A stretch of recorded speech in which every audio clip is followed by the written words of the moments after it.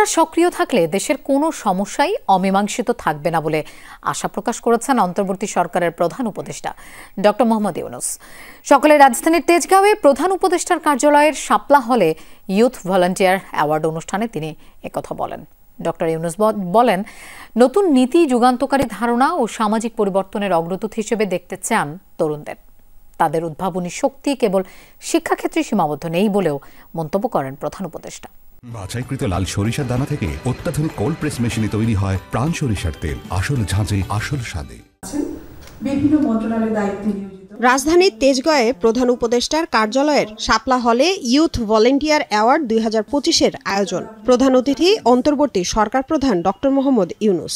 অনুষ্ঠানের শুরুতে সামাজিক ক্ষেত্রে অসাধারণ অবদানের জন্য 12 জন যুব উদ্যোক্তার হাতে পুরস্কার তুলে দেন তিনি। যারা পুরস্কার পেয়েছে তাদের আমার প্রাণ ঢালা অভিনন্দন। ডক্টর ইউনূস বলেন, তারুণ্য আমাদের জাতির চালিকা শক্তি। তিনি বলেন, একটি দেশের যুব সমাজ যদি সক্রিয় থাকে, উদ্যমী ও উদ্ভাবনী শক্তিতে বলীয়ান হয়, তখন কোনো প্রতিবন্ধকতায় তাদের অগ্রযাত্রাকে থামিয়ে রাখতে পারে না। আজ আমরা তারুণ্যের শক্তিকে উদযাপন করছি। এটি আমাদের জাতির চালিকা শক্তি। অন্তর্বর্তী সরকার প্রধান আরও বলেন, তরুণদের উদ্ভাবনী শক্তি কেবল শিক্ষাক্ষেত্রেই সীমাবদ্ধ নেই। তরুণরা স্বাস্থ্যসেবা, পরিবেশ সুরক্ষা, দারিদ্র্য বিমোচন এবং সামাজিক ন্যায় বিচার প্রতিষ্ঠায়ও অগ্রণী ভূমিকা পালন করছে।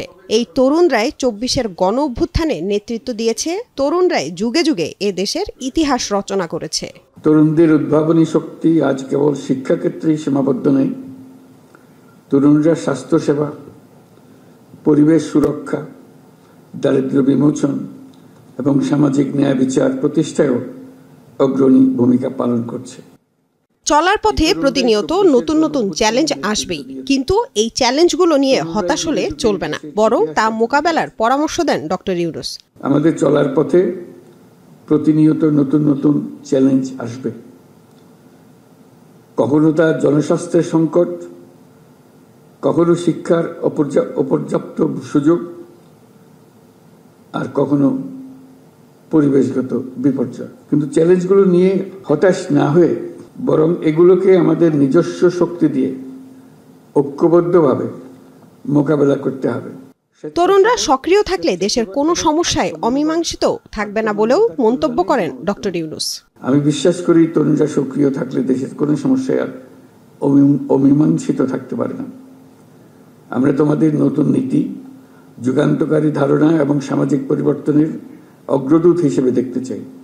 তরুণদের সম্মিলিত প্রয়াসে বাংলাদেশ একটি উন্নত, মানবিক এবং উদ্ভাবনী রাষ্ট্র হিসেবে বিশ্বে মাথা উঁচু করে দাঁড়াতে পারবে বলেও আশা প্রকাশ করেন অন্তর্বর্তী সরকার প্রধান। উদ্ভাবনী রাষ্ট্র হিসেবে বিশ্বে মাথা উঁচু করে দাঁড়াতে পারবে।